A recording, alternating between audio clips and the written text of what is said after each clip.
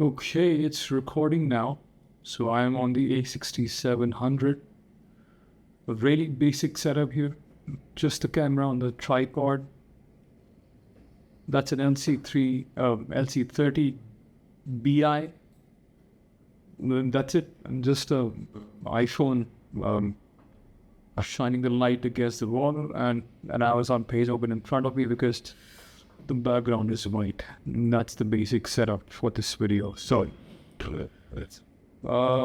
first video ever on YouTube where I kind of live stream and maybe record it. I don't live stream to be technically right. It's just a recording from OBS.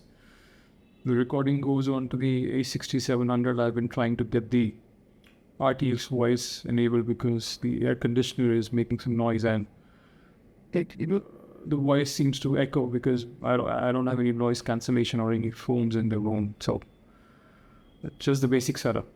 So the reason for coming live, so before I, not coming live, but for the reason for the recording, before even I start, since I might be switching tabs probably on YouTube, which is a black background compared to the Amazon, which is a white background. So the light on my face may vary. So that's the reason, the shitty quality. So I came across a video from a YouTuber. Let me open that video and the name of the Let's channel. talk about the Fuji X-T3. The name is Testalumia. Like Testalumia. It's Testalumia. Pretty decent channel that just talks about camera gears, his experience, some samples, some test shots, audio, video, some use case. A very clean, minimal channel with no bullshitting around. Just basic, simple, clear experience sharing and understanding. So the video title is Fuji X-T3 in 2025. I won't call it a mock that he does, like a mocking to the channels who put up a title, which I personally believe is a clickbait, that a 10-year-old camera or maybe some camera from 2020, 23, 24, is it still good in 2025? So he just talks plain and simple about his experience with the Fuji X-T3, which was launched somewhere in 2018. And 19, 20, 21, 22, 24, 25. Almost 7 years. Yes, my math is really bad. I need to count on my fingers how many years have passed since 2018. So bear with it. So yeah. So he talks about his experience. Pretty chill guy. Talks really slow. Puts across his point. Fairly simple and easy and clear to understand. No hopping around the bush, no technical specifications unless required, where he needs to explain something around it. So at a point where even I commented on his channel, like 15 minutes and 6 seconds, he simply mentioned that if a camera was launched whenever, it doesn't matter when it was launched. If it was a camera, a good camera back then it should be a good camera even today. Unless you compare it with some other make or brand of a camera or any certain class or type of camera. Maybe a modern camera with high-end specifications. I myself have owned the Nikon or Nikon D5100, the D7500. A7 III still have it, shooting on the A6700. So yeah, the D5100 was not even a mid-range, but an entry-level camera. But it was still good. It was just a 16 megapixel APS-C camera.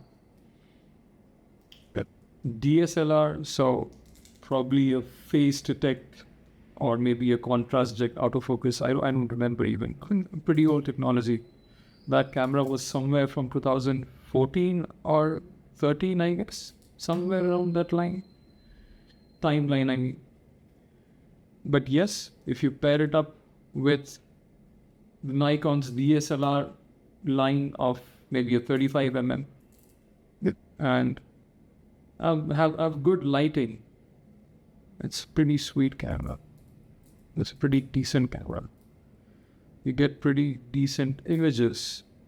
Nowadays, the cameras are clinically short, as they call it, the clinically short thing, which is true.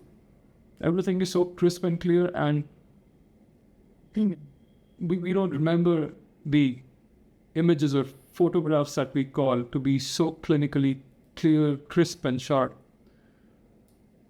They had the kind of a grain in them. It's a bit of a muddy texture. Back in the day, the kind of sensor quality and the technology was there. I've even shot some images on a CMOS sensor. I don't remember the name. That was a bridge camera, a bridge SLR, maybe something like that. It was a built-in zoom that we had, just like the Nikon P1000. I'm not sure if it's a CMOS or not, but yeah, something like that. Back in 2012.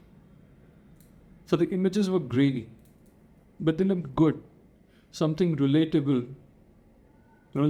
to what you or I remember in my memory from our childhood, from the time when we were young, how photographs used to look like. Shooting on a film camera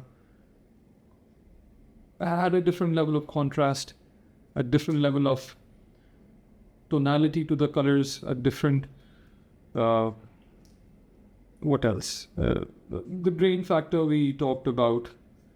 But there was a nostalgia. I mean, there is a nostalgia attached to that kind of an image that we still look for.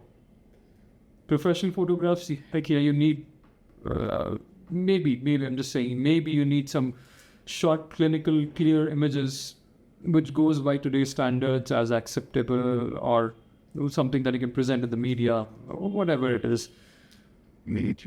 But again, not deviating much from the topic. So just to conclude, that camera, if they were made 10 years ago, I don't remember the timeline, but the D3s or whatever full frame cameras that we have, Mark II, 6D Mark II, 5D Mark II, and similarly the DX3 or DX is for the APS-C from Nikon, but the full frame back then, 10, 12 years ago, they still hold up.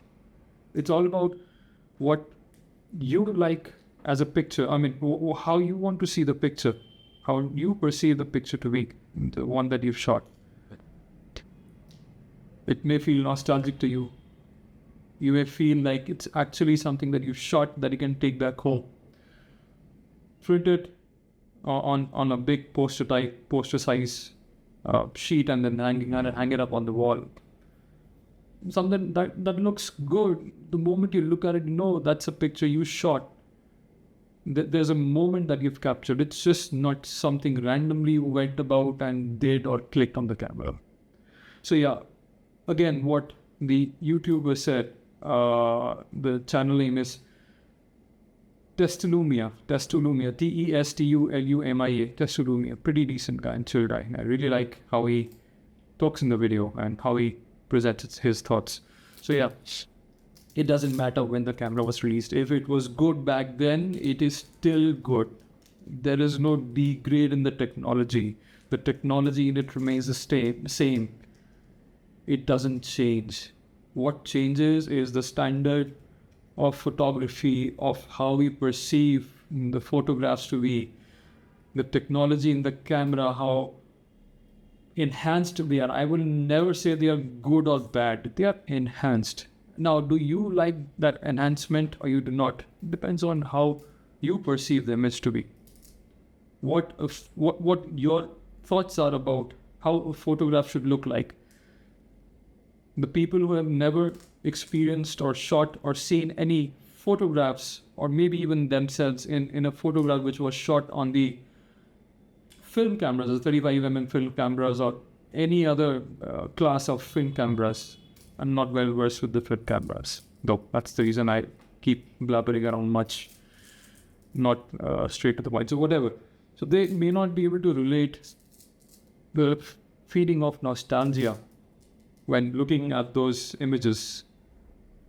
They are happy with their clinically sharp images because that's what the modern phones provide now. Compare the iPhone 4S, which I had. I mean, it's still in working condition, but nobody uses it anymore. But yeah, you go through certain videos on YouTube, you find out that the iPhone 4S probably was the last phone, or the 5 maybe, that did not do any kind of processing on the image. It presented you what it saw from that lens and what it captured on that silicon or that image sensor. It just gave you what it saw. It did not do any kind of processing on it. But nowadays, the more beauty shot it looks, the more it sells, the more people like. Now it's all about megapixel, it's all about the blurry background. Heck no, I don't have no blurry background. I don't have any lighting setup. Maybe I might work on it. I don't have it. I just wanted to put a thought forward. Whatever best I could do, I erased it. So it's all about what you like and how you want to perceive it. Social media, there are a variety of people. So there are a variety of images, or the kind of images that we see uploaded. Some people upload clinically clear images. Some add some kind of a grain to it to make it feel a bit nostalgic. Some shoot on the 35mm, such as William Verbeek. He does pure, that's a YouTuber. He does pure film photography and then converts it to digital and uploads it on social media. So you get that vibe, you feel that nostalgia. So no camera is good, no camera is bad. Doesn't matter if 10 years have passed by, the technology remains the same. If you like the camera, if you know how to use it, if you know how to take advantage of it, considering old technology will have many limitations compared to the new cameras. It's up to you. But clickbait titles, I'm pretty upfront. Clickbait titles, which is okay. They may want views or they may want to make it catchy, but clickbait, I call it. Clickbait titles like, is this camera good in 2025? Doesn't matter. That's it.